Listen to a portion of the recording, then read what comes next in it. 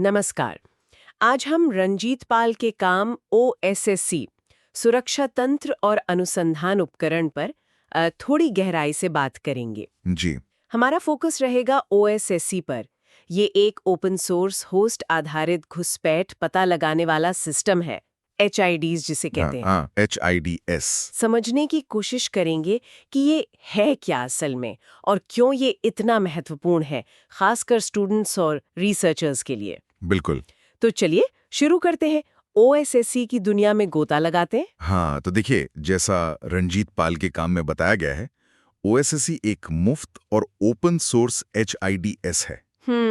इसे यूं समझिए कि सिस्टम की सिक्योरिटी और उसकी निगरानी को समझने के लिए ये एक बहुत जरूरी जरिया है। अच्छा। ये कई काम करता है एक साथ, जैसे सिस्टम लॉग्स को एनालाइज करना। लॉग फाइल्स, हाँ। हाँ, लॉग फाइल्स। फिर फाइलों में कोई बदलाव तो नहीं हुआ है, ये देखना, मतलब फाइल इंटेग्रिटी चेक करना। ओके, कि किसी ने छेड़छाड़ तो नहीं की। सही। और रूट के डिटेक्शन भी है इसमें, मतलब वो छुपे हुए खतरनाक सॉफ्टवेयर्स।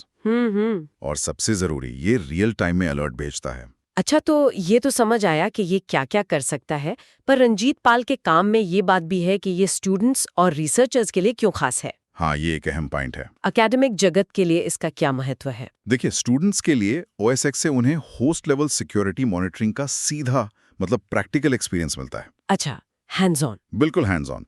जो थियोरी पढ़ी उसे एक्शन में देख लिया। और जहां तक रिसर्चर्स की बात है, वो इसे इस्तेमाल करते हैं नए इंट्रूजन डिटेक्शन मॉडल्स को टेस्ट करने के लिए, ओके। साइबर हमलों के पैटर्न समझने के लिए, या फिर लैब में सिस्टम की कमजोरियों को परखने के लिए। मतलब ये थ्योरी और प्रैक्टिकल के बीच एक पुल जैसा है। हाँ, बिल्कुल सही कहा। ये थ्योरी और प्रैक्टिकल को जोड़ता है। ये तो दिलचस्प है। अच्छा, इसकी क्षमताओं की बात करें तो जिक्र है कि ये लाइनक्स, विंडोज, मैक OS सब पर चलता है। जी हाँ। पर वो क्या चीजें हैं जो इसे इतना असरदार बनाती हैं? इसकी कोर स्ट्रेंथ्स क्या हैं? इसकी कई खासियतें हैं।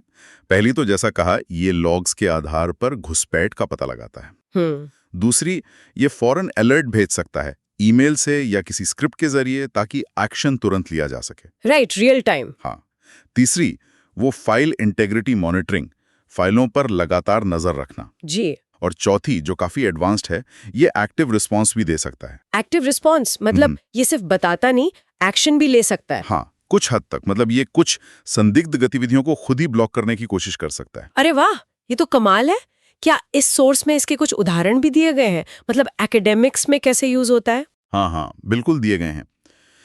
जैसे साइबर सुरक्षा के कोर्स में होस्ट लेवल सिक्योरिटी कॉन्सेप्ट सिखाने के लिए इसका इस्तेमाल हो सकता है। अच्छा। छात्र और शोधकर्ता लैब में एक कंट्रोल्ड माहौल में ब्रूट फोर्स अटैक या मेलवेयर अटैक सिमुलेट करके देख सकते हैं। ताकि समझ सकें कि ये काम कैसे करता है। बिल्कुल। और ये भी देख सकते हैं कि OSX उन्हें कैसे पकड़ता है। इससे उन्हें असली खतरों को समझने में मदद मिलती है, वो भी बिना किसी रिस्क के। सही बात है। और तो और, किसी खास खतरे के लिए आप OSX के नए नियम बनाकर टेस्ट कर सकते हैं। अच्छा, कस्टमाइजेशन संभव है। हाँ, और रिसर्च के लिए डेटा कलेक्शन में भी ये बहुत मददगार है, इंट्रूजन डिटेक्शन पर जो एकेडमिक रिसर्च होती है। तो कुल मिला के देखें, OSSC एक बहुत ही वर्सेटाइल और प्रैक्टिकल HIDS टूल है। जी। जैसा सोर्स बताता है, ये वाकई साइबर सुरक्षा में थ्योरी और प्रैक्टिस के बीच की खाई को पाटता है। सही कहा। मेन पॉइंट्स क्या हुए? Log analysis, file monitoring, real time alerts और एक्टिव रिस्पॉन्स कैपेबिलिटी। बिल्कुल। और एक बात जो इसे खास बनाती है वो है इसका ओपन सोर्स होना। हाँ, वो तो है। इसका मतलब है कि इसे कोई भी देख सकता है, समझ सकता है और अपनी जरूरत के हिसाब से ढाल सकता है। फ्लेक्सिबिलिटी काफी है। बहुत। तो ये सीखने वालों के लिए भी बढ़िया है और एडवांस रिसर्च के लिए भी। ये सिर्फ जानकारी नहीं देता, बल्कि सुरक्षा की एक गहरी समझ विकसित करने में मदद करता है। ये दिखाता है कि पर्दे के पीछे क्या चल रहा है। एग्जैक्टली। वाकई। ये पूरी चर्चा एक दिलचस्प सवाल की ओर ले जाती है। जी। देखिए, जिस तरह साइबर खतरों के तरीके लगातार बदल रहे हैं, है ना, तो OSX जैसे ओपन सोर्स और कस्टमाइज किए जा सकने वाले उपकरण ये भविष्य में हमारी सुरक्षा रणनीतियों को कैसे प्रभावित कर सकते हैं, चाहे वो व्यक्तिगत स्तर पर हो या संगठनात्मक स्तर पर।